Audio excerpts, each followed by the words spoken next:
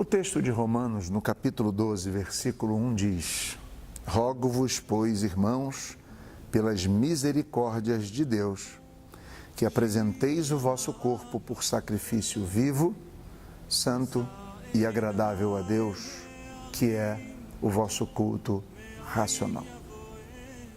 O texto precisa ser compreendido com muito cuidado, para que possamos entender o que agrada a Deus. No primeiro momento, Paulo começa dizendo: rogo-vos, irmãos, pelas misericórdias de Deus. Essa ideia de rogo-vos, na forma verbal que está nos originais ou no original grego, quer dizer algo que é clamado com intensidade. Paulo está intensamente clamando aos irmãos e rogando aos irmãos, apelando. É como se Paulo estivesse dizendo: pelo amor de Deus. E ele diz: rogo-vos pelas misericórdias de Deus. E aqui não é aquela misericórdia do dia a dia, que nos faz viver e respirar, mas de acordo com Champlin tem a ideia de um comentário da graça salvadora que Jesus manifestara nos crentes e que ele já dizia no seu texto. Paulo vinha falando sobre esta salvação e quando ele diz rogo-vos pelas misericórdias, ele está falando de algo espiritual, de algo que tem a ver com bênçãos da salvação. Ele roga intensamente pelas misericórdias, pelo fato daqueles irmãos serem salvos, porque Deus manifestou esta misericórdia salvadora na vida deles, para que eles apresentassem o corpo deles. Ele diz: para que apresenteis o vosso corpo. Talvez não possamos olhar o corpo como algo mal em si, mas o que Paulo quer dizer aqui é que o corpo é esse instrumento que é usado por nossa vontade, por nossa inteligência, por nossos desejos, por nossos sentimentos. Paulo já defendera lá em Romanos, no capítulo 6, dizendo: irmãos, não apresentem os seus corpos como instrumento do pecado, mas como instrumento da justiça. A ideia é que é no corpo que fazemos o bem, é no corpo que demonstramos alegria, é no corpo que demonstramos amor, carinho, é no corpo que demonstramos ódio. Ele está apelando aos irmãos, porque eles eram salvos em Jesus Cristo, para que eles apresentassem suas vontades, sua inteligência, suas emoções, sua consciência própria, como um sacrifício, diz ele, por sacrifício. E aqui nos remete à ideia do sacrifício levítico. O sacrifício levítico, de acordo com os comentaristas da Bíblia, que é o que está nos colocando o texto, é a ideia daquele sacrifício que era exclusivamente separado para a adoração a Deus. Era a ideia daquele animal que tinha que ter características físicas privilegiadas. O sacrifício levítico não era necessariamente um sacrifício que tinha vontade própria.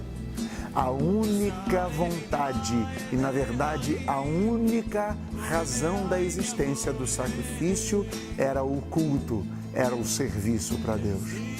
Ele está dizendo: irmãos, eu rogo vocês intensamente que apresentem seu corpo, sua vontade, sua inteligência, suas emoções por sacrifício. E aqui a ideia de holocausto, que era completamente queimado para o serviço e adoração a Deus. O sacerdote não podia tocar. Ele quer que sacrifiquemos nossas vontades e que demonstremos isso por ações no corpo, que sacrifiquemos nossas emoções e que demonstremos isso por ação no corpo, que sacrifiquemos tudo que somos e que mostremos isso com ações no corpo. Rogo-vos, pois, irmãos, pelas misericórdias de Deus, que apresenteis o vosso corpo por sacrifício. E aí ele usa 3 qualificações do sacrifício. Ele diz: vivo, santo e agradável. Vivo tem uma conotação não de vida biológica. O termo aqui no grego é zoe, vem de zoe, que quer dizer comportamento.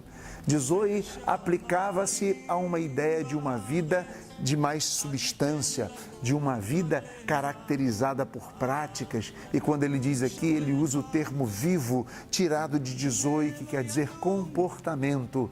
Deus quer que a nossa vida, que o nosso corpo, que os nossos desejos, que as nossas vontades e que os nossos sentimentos sejam sacrificados de forma viva no nosso comportamento, santo, livre de qualquer tipo de contaminação e completamente separado para Deus e agradável a Deus, ou seja, algo que agrade o coração de Deus. E ele diz que esse é o vosso culto racional. Preciso ainda tomar esse texto de culto racional para nós refletirmos que quando ele fala de culto racional, ele não está falando de culto da mente. O termo grego aqui quer falar de genuinidade, ou seja, é um culto genuíno, é um culto espiritual. O que agrada a Deus e o verdadeiro culto que prestamos a Deus não está conectado com os domingos, com as quartas ou com qualquer cerimônia ou sacrifício que façamos de 7, de 10, de 15, de 20 ou de uma vida inteira numa cerimônia religiosa.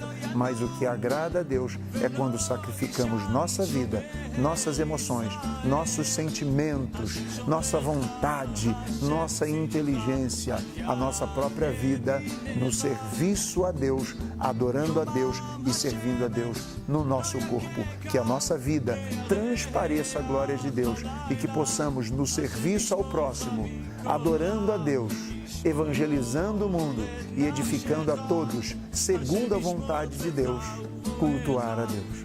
Em nome de Jesus, deixo essa palavra para você e te convido a refletir sobre a sua vida e eu reflito sobre a minha, em nome de Jesus, e que Deus nos abençoe.